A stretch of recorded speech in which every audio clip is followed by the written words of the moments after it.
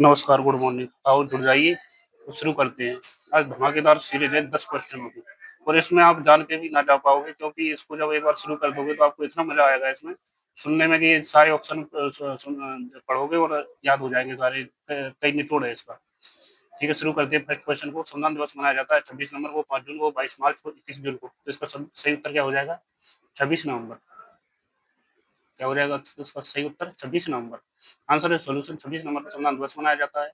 5 जून को विश्व पर्यावरण दिवस मनाया जाता है और 21 मार्च को अंतर्राष्ट्रीय योग दिवस मनाया जाता है। हाल ही में चर्चा में रहा कोप संबंधित है वंदे भारत एक्सप्रेस से, जलवायु परिवर्तन से, भारत रत्न से, कृत्रिम बुद्धिमत्ता से।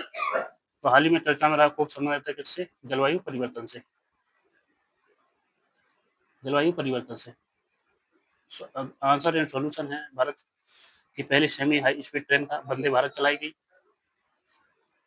सही उत्तर है इसका जलवायु परिवर्तन से। भारत देश के सर्वोच्च नागरिक सम्मान भारत रत्न है। एआई मिशन इंडिया कृत्रिम बुद्धिमत्ता से संबंधित है। भारत का पहला अंतरिक्ष मिशन कौन सा था? गगनयान, चंद्रयान, सूर्ययान और इसरो। तो इसका सही उत्तर क्या हो जाएगा? Gaganyaan. Solution and answer, Bharat का पहला अंतरिक्ष मिशन गगनयान है।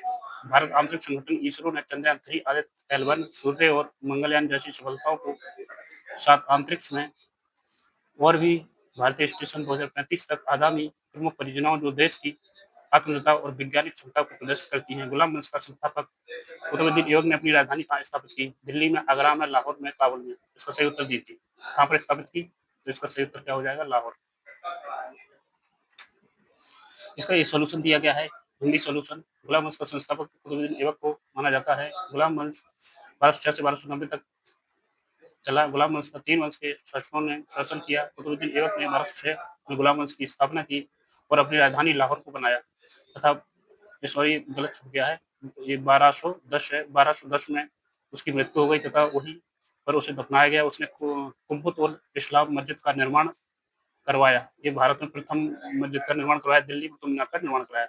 पानीपत का अगला क्वेश्चन है, पानीपत का युद्ध फर्स्ट युद्ध लड़ा गया था 1526 में, 1527 में, 1528 में, 1529 में। इनका सारे का सॉल्यूशन दिया गया 1526 का भी, 27 का भी, 28 का, 29 का। तो इसका पानीपत का फर्स्ट कब लड़ा गया? 1526 में। 1526 में solution and correct answer, Panipat का प्रथम युद्ध 1526 में लड़ा गया था जिसमें बाबर ने लोधी वंश के शासक इब्राहिम लोधी को हराया। 1527 में खानवा का युद्ध लड़ा गया जिसमें बाबर ने मेवाड़ के शासक राणा सांगा को हराया। 1528 में चंदारी का युद्ध लड़ा गया जिसमें बाबर ने मैदिनी राय को हराया। 1519 में घाघरा का युद्ध लड़ा गया जिसमें बाबर ने महमूद लोधी को हराया। 2026 सूचकांक के अनुसार भारत ने प्रेस सूचकांक में विश्व में कौन सा स्थान प्राप्त किया? 115, 157, 102 और 120। यानी कि प्रेस सूचकांक में भारत ने दुनिया में 157 स्थान प्राप्त किया है। ये आंसर और सॉल्यूशन है। विश्व प्रेस सूचकांक 2024 में भारत का 157वां स्थान रहा। ग्लोबल हंगर इंडेक्स 102 स्थान रहा। विश्व शांति सूचकांक 2025 में 115वां स्थान रहा 163 देशों में से। राष्ट्रीय खेल 2025 का शुभंकर्ता मोनाल पंछी, चीता, हाथी, तोता। तो इसका सही उत्तर क्या हो जाएगा? मोनाल पंछी। उसका जो शुभंकर था सही उत्तर राष्ट्रीय खेल पुरस्कार, राष्ट्रीय खेल 2025 यह खेलों का 38वां संस्करण था। इन खेलों का आयोजन उत्तराखंड में किया गया जिसमें शुभंकर मोनाल पंछी था। क्रिकेट में भारतीय ने एशिया कप जीता। एथलीट नीरज चोपड़ा ने 90 मीटर से अधिक थ्रो के साथ नया कीर्तिमान हासिल किया। ऑपरेशन सिंदूर चलाया गया था 6 से 8 मई, 4 से 7 मई, 8 से 9 मई, 6 से 7 मई।